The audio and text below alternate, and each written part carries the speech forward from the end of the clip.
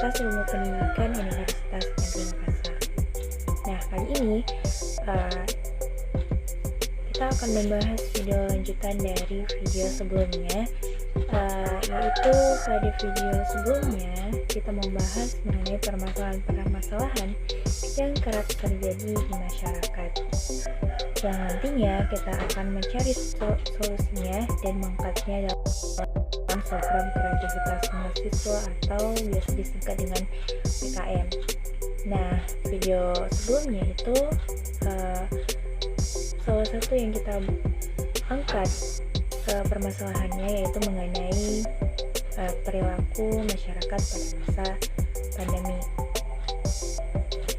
Nah, kali ini kita akan menentukan kategori PKM mana yang cocok buat permasalahan kita ini. Sebelumnya ada 9 bidang PKM.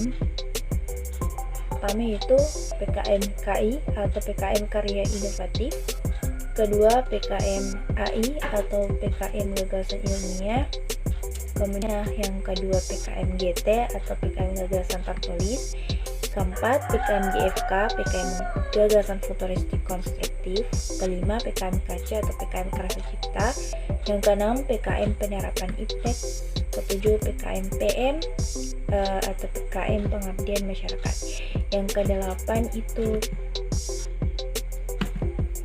PKM K, PKM Kewirausahaan, 9 PKM R atau PKM Riset. Karena pada permasalahan kita ini merupakan sebuah ide dan solusi dari permasalahan perilaku masyarakat pada masa pandemi, maka PKM yang cocok buat permasalahan kita ini yaitu PKM GT, yaitu PKM Gagasan Tertulis. Dan dalam PKM GT itu membuka peluang untuk mahasiswa menuangkan ide realistik kreatif sebagai respon intelektual atau persoalan aktual yang dihadapi bangsa. Kemudian ide tersebut tidak terikat bidang ilmu, bersifat unik, realistik, kreatif, visioner atau futuristik, dan bermanfaat. Beberapa tujuan dari PKM GT yaitu membudayakan kebiasaan menulis mahasiswa berbasis nalar dan memandunya dengan penyusunan strategi perubahan atau pengembangan bangsa dan negara ke depan. Kemudian luarannya yaitu gagasan kreatif dalam bentuk artikel ilmiah yang memuat konsep perubahan atau pengembangan. Kemudian ruang lingkup meliputi seluruh aspek bernegara seperti aspek sosial, ekonomi, politik, hukum, pendidikan, kesehatan, pertahanan dan keamanan, teknologi dan pangan, serta lingkungan. Kriteria dari pengusulan PKM ini yaitu yang pertama, peserta adalah kelompok mahasiswa aktif program pendidikan S1 atau diploma yang terdaftar di Pedadikti.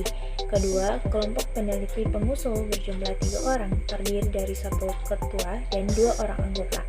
Ketiga, nama semua pengusul, ketua dan anggota ditulis lengkap dan tidak boleh disingkat.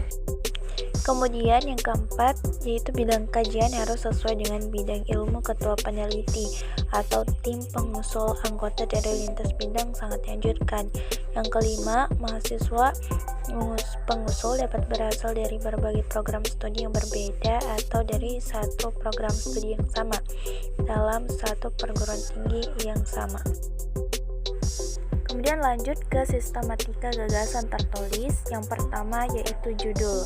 Judul PKM tidak boleh menggunakan akronim untuk singkatan yang tidak baku dan hanya diperbolehkan maksimal 20 kata. Yang kedua yaitu penulisan. Proposal ditulis menggunakan huruf Times New Roman ukuran 12 dengan jarak baris 1,15 spasi. Ukuran kertas A4, margin kiri 4 cm, margin kanan atas bawah masing-masing 3 cm.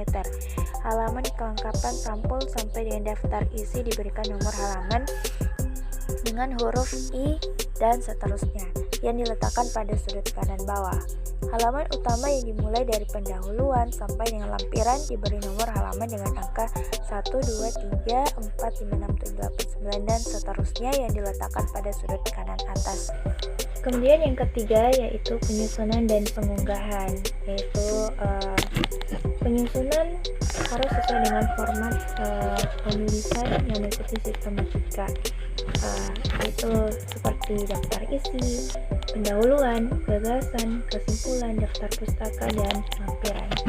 Pada lampiran terdapat biodata ketua dan anggota yang ditandatangani, kemudian biodata dosen pendamping, kemudian susunan organisasi tim penyusun dan pembagian tugas, kemudian surat pernyataan ketua tim. Kemudian lanjut, ada beberapa persyaratan yang harus diikuti. Yang pertama, kreatif dan objektif. Artinya tulisan berisi gagasan kreatif yang menawarkan solusi suatu permasalahan, kebutuhan atau tantangan yang dihadapi masyarakat. Tulisan bersifat kontekstual. Tulisan tidak bersifat emosional atau subjektif, didukung data dan atau informasi terpercaya, bersifat asli, bukan karya ciptakan. Kemudian yang kedua yaitu logis dan sistematis. Artinya, tiap langkah penulisan dirancang secara sistematis, runut, memuat unsur-unsur identifikasi masalah, analisis sintesis, kesimpulan, serta memuat saran-saran. Ketiga, materi karya tulis. Materi yang ditulis tidak harus sejalan dengan bidang ilmu yang sedang ditekuni para penulis atau mahasiswa. Keterampilan ini diberikan kepada mahasiswa yang memiliki ide kreatif dan mampu menuangkannya dalam bentuk tulisan, walaupun yang bersangkutan tidak sedang belajar secara formal di bidang tersebut. Yang terakhir yaitu isi tulisan berdasarkan telaah pustaka atau sumber informasi lainnya. Kemudian ada beberapa penilaian dalam artikel. Yang pertama, kreativitas, rasionalitas, keunikan, dan manfaat tulisan, kelayakan implementasi. Kemudian yang terakhir, dampak yang ditimbulkannya. Adapun hasil dari penilaian tersebut terdapat 3 kategori. Yang pertama, tidak lolos seleksi, yaitu bagi artikel yang nilainya rendah dan batas minimum untuk dinyatakan lulus seleksi. Batas nilai ini sangat tergantung dari mutu artikel PKMGT yang dinilai secara keseluruhan. Kemudian yang kedua yaitu lolos seleksi tapi tidak diundang ke PIMNAS. Bagi artikel yang nilainya melebihi atau sama dengan batas minimal lulus seleksi, akan tetapi nilainya masih di bawah batas nilai minimal untuk diikutsertakan di PIMNAS, maka dia akan artikel yang masuk kategori ini akan diberi insentif sebesar 3 juta rupiah. Kemudian yang terakhir yaitu lolos seleksi dan diikutsertakan di PIMNAS. Bagi artikel yang nilainya lebih dari batas minimal nilai seleksi dan nilai lolos di PIMNAS akan diikutsertakan ke PIMNAS dan diberi insentif 3 juta plus diundang ke PIMNAS.